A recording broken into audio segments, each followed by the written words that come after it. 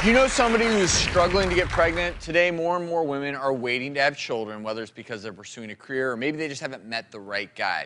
Due to this trend, fertility issues are a real concern for millions of women. Let's see Tiffany's story.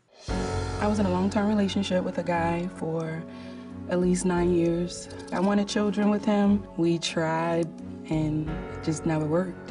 My sisters, my brothers, just like everyone around me had children. It just always made me feel empty. I used to think that I was being punished.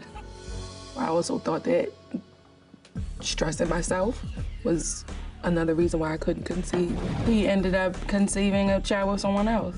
I definitely do regret being with him for 8 years. I found out I had fibroids probably like 4 years ago. I basically just want to know from the doctors, once I had them removed, why I haven't conceived and why I can't conceive. I'm just lost. And Tiffany is here with us along with reproductive and fertility expert, Dr. Millie Becerra. Thank you so much for sharing your story with us, because you are not alone. As we age, our fertility does go down. And this is kind of remarkable, these percentages, when you look at them. At age 30, it goes down by 20% a month. You have to remember, this is a month.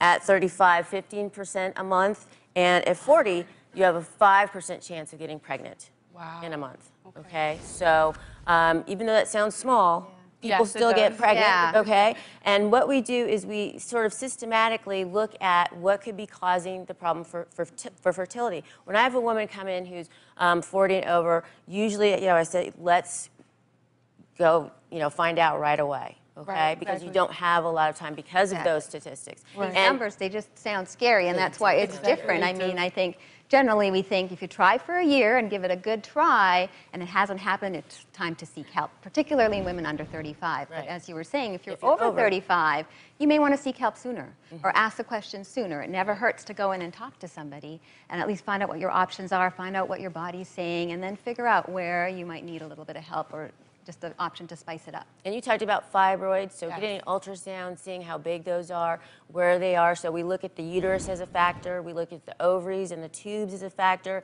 and your hormones. And so that's kind of what we look at to try and assess your fertility rate. One thing that, definitely women should know about, and you can explain more about that, is egg freezing and in vitro and the success of that, because those are things that women can use as well. Yeah, exactly. I was going to say egg freezing has been a dramatic advance for us in the last several years.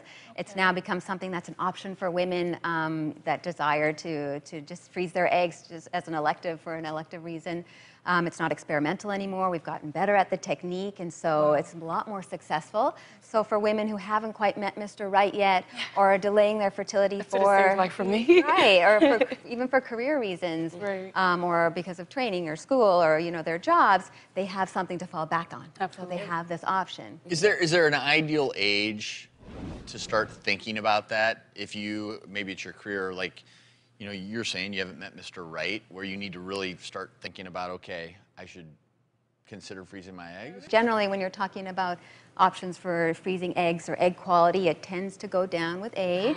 And so the earlier you think about this, potentially the better. And, I just want you to know, Tiffany, that I'm a firm believer that life moves us in the way that we're supposed to go, and that you're going to get everything you need and want. I truly, truly believe that, okay? And so we can help you get that. We know how important kids are to you.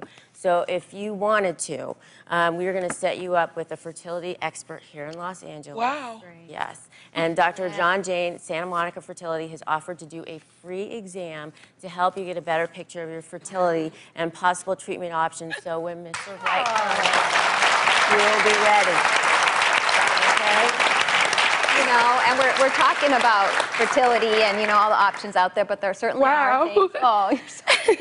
There are things that you can do to also keep up your own fertility or to pay attention to it. So the general things to keep your health, healthy weight, watch your diet. We're finding a lot of good evidence now that the Mediterranean diet can help with your fertility. Wow. And watch your stress levels too if you can. It's hard to keep your stress level down in some ways or avoid your job or things like that, but everyone deals with stress differently. So it may be acupuncture or meditation or yoga. And so, try and be in tune with that. And these are things to do to help. Thank you so much.